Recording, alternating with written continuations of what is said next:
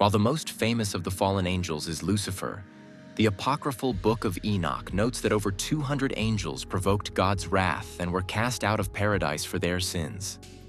The idea that the world is divided by the duality of good and evil is a very old one. Ours and theirs, one and the other, us and them.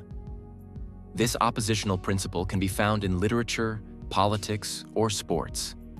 All wars, in one form or another, ultimately convey the same message of destroying the enemy as a motivation to continue the fight. Religions also use this idea, adapted to their own belief system. But if anyone has really taken advantage of it, it is Christianity, which advocates, like no other, the opposition of good, or God, and evil, that is, the devil. And the first name that comes to mind when thinking about the embodiment of evil will be the name of Satan, aka Lucifer, the Prince of Darkness, Beelzebub. He is the personification of all the evils and sins that can exist, responsible for spreading this darkness in the hearts of people and with the eternal stain of trying to usurp the place of God himself. However, what is less known to the general public is that Lucifer was not the only one who rebelled against the Most High. The history of these fallen angels is known from various authors, stories, and debates that have arisen throughout the centuries. It is curious to know that these demons are hardly mentioned in the Bible, and that Lucifer is mentioned just over 50 times and often in a confusing manner, since some experts believe that the name Satan was not his name, but a kind of opposition and a way of addressing someone who opposed. The most complete source of fallen angels is found in the Book of Enoch, a manuscript written between the 4th and 1st centuries BCE by a supposed ancestor of Noah. The Book of Enoch is considered canonical only by the Ethiopian Orthodox Christian Church, but other branches of Christianity and Judaism recognize its historical interest and do not reject it.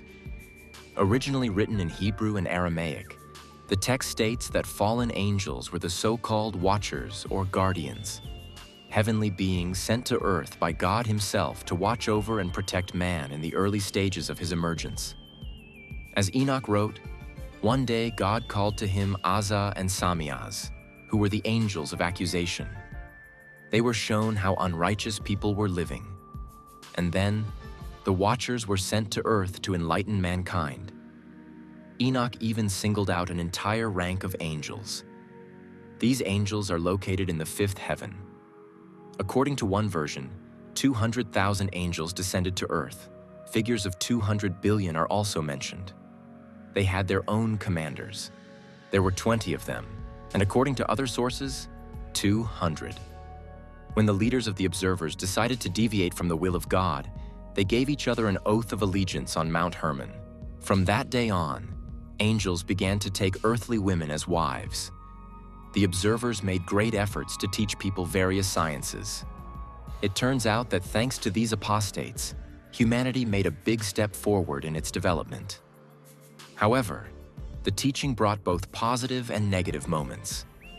It is believed that the teaching of humanity led to its corruption. The actions of these angels contradicted divine commandments.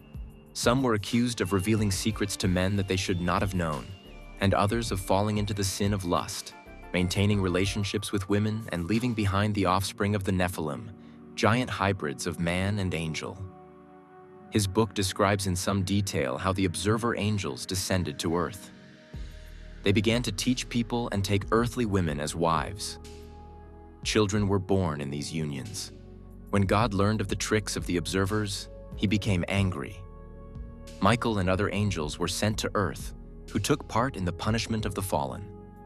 For example, Raphael sent Azazel into the desert, and Gabriel was to destroy the offspring of the Watchers. According to one version, Gabriel's warriors ate all living and non-living things on the planet, including the wives of fallen angels. It should be noted that while anger over relationships with humans may be understandable from God's point of view, revealing secrets is a more than questionable reason for expulsion. Teaching humans how to make weapons and the art of war makes sense for condemnation. But he also condemned those angels who taught humanity the lunar cycles, astronomy, meteorology, and the use of herbs and roots for their benefit. So 200 banished watchers were sent in addition to Lucifer and his posse, who had been banished to hell even earlier for the pride of their leader. And according to some texts, this is a third of the heavenly court. But Lucifer is not the only fallen angel who deserves to be noted. The Watchers had 20 leaders who were the chief instigators of sin and whose names and histories we know. The most important of all is Shamhazai, or Semiazah, the supreme leader of the Watchers, who advocated disobedience to God and convinced his master, Lucifer, that they should have offspring from men. We can also distinguish Azazel, who taught men what war and witchcraft were. Gadriel, or Gadarel, is listed as one of the leaders of the fallen Watchers. It was he who took the form of the tempting serpent and deceived Eve so that men would be expelled from Eden. And Ramiel, who before his fall was responsible for guiding the dead in their ascent to heaven. But the angels who fell into this row, Penemuel and Kokabiel, who were responsible for the patronage of wisdom and astronomy respectively, fell into the ranks of the fallen angels for no apparent reason. Although perhaps we do not yet know all the secrets of that mysterious era,